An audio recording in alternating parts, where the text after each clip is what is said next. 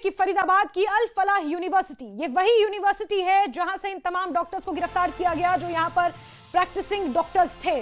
उसकी website hack होने की खबर है। वेबसाइट हैकर का धमकी भरा मैसेज भी आया है और हैकर ने कहा है कि भारत में इस्लामिक यूनिवर्सिटी की कोई जगह नहीं है।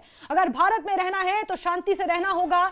जिहाद करने वाले पाकिस्तान चले जाएं, ये हैकर ने मैसेज भी दिया था। अल फलाह यूनिवर्सिटी जो फरीदाबाद में स्थित है, जम्मू कश्मीर से डॉक्टर, चाहे वो अनंतनाग से हो या किसी और मेडिकल कॉलेज से, वहां से जब उन्हें रिलीव कर दिया गया, अल फलाह यूनिवर्सिटी उन डॉक्टर्स ने ज्वाइन की।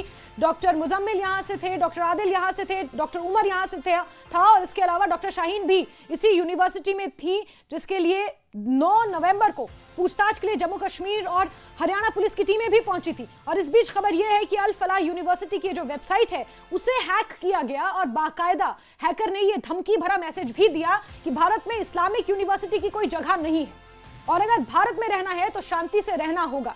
और इस्लामिक यूनिवर्सिटी अगर है तो फिर अगर जिहाद को फैलाने के लिए उसका इस्तेमाल किया जा रहा है तो ऐसी सोच वाले लोग पाकिस्तान चले जाएं। ये हैकर का मैसेज था जब उसने इस वेबसाइट को हैक किया। तो अल फलाह यूनिवर्सिटी हरियाणा के फरीदाबाद में मौजूद है और इसकी वेबसाइट को हैक किया गया और बाकायदा हैकर ने यह मैसेज भी जारी किया।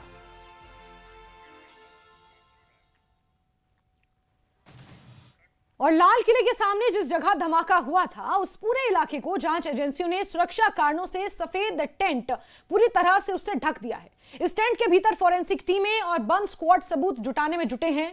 आसपास के इलाके को घेरकर आम लोगों की आवाजाही पर भी रोक लगा दी गई है। हमारे संवाददाता दीपक ने मौके से एक्सक्लूसिव जानकारी हासिल की है, आप तक पहुंचा रहे हैं, देखिए।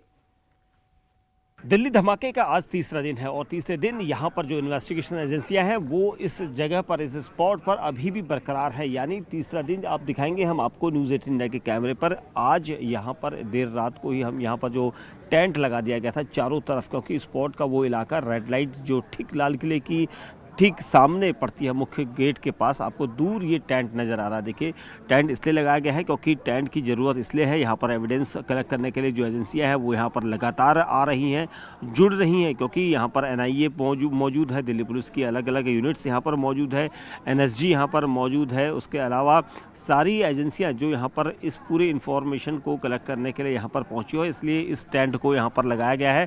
और देर रात ही इस टेंट को लगाया गया था क्योंकि 3 दिन के लिए लाल किला के सामने की जितनी मार्केट है उसको बंद रखा गया है, ट्रैफिक रूट को डाइवर्ट किया गया है, नेताजी सुभाष मार्ग इसे कहते हैं। और ये पूरा रूट आप देखेंगे सामने, पूरा टेंट का जो एरिया है वो आपको मैं दिखाना चाहूँगा। ये जो टेंट है ये इसलिए लगाया गया है क्योंकि तकरीबन 50 से 60 मीटर से ज़्यादा की दूरी पर ये पूरा ब्लास्ट का एरिया था और यहाँ पर तकरीबन 100-150 मीटर तक का एरिया जो था वहाँ पर इसके स्पॉट दिख रहे थे और इसलिए इस टेंट को लगाया गया है ताकि लोगों की नज़र से दूर रहे, मीडिया के कैमरों से दूर रहे, क्योंकि एविडेंस कलेक्ट करने के लिए फोरेंसिक टीमें यहाँ पर लगातार आ रही हैं और रैपिड एक्शन फोर्स की टीमें आज यहाँ पर मौजूद हैं, क्योंकि एक पूरी कंपनी यहाँ पर लाई गई है ताकि इन्वेस्टिगेशन के इस पार्ट को कहीं से भी ना छोड़ा जाए और कोई डिस्टर्बेंस ना हो। हालांकि जो मार्केट ये पीछे की तरफ है ये पूरी मार्केट बंद है और वो इसलिए क्योंकि 3 दिन की यहाँ पर 3 दिन तक ये कहा गया था कि यहाँ पर एविडेंस होंगे, मार्केट अगर होगी तो यहाँ पर भीड़ भाड़ होगी, इसलिए इसको दूर रखा गया है इस पूरे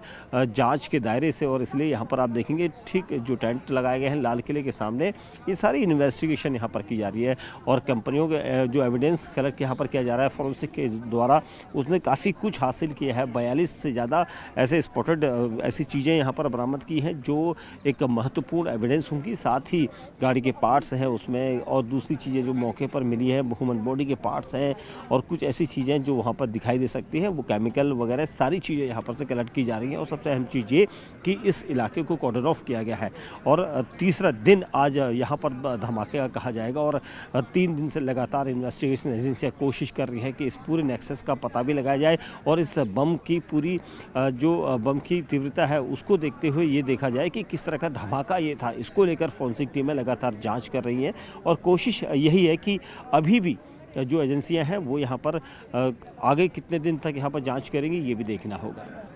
कैमरामैन विपिन पुजारी के साथ दीपक बिष्ट, न्यूज़ 18 इंडिया, दिल्ली।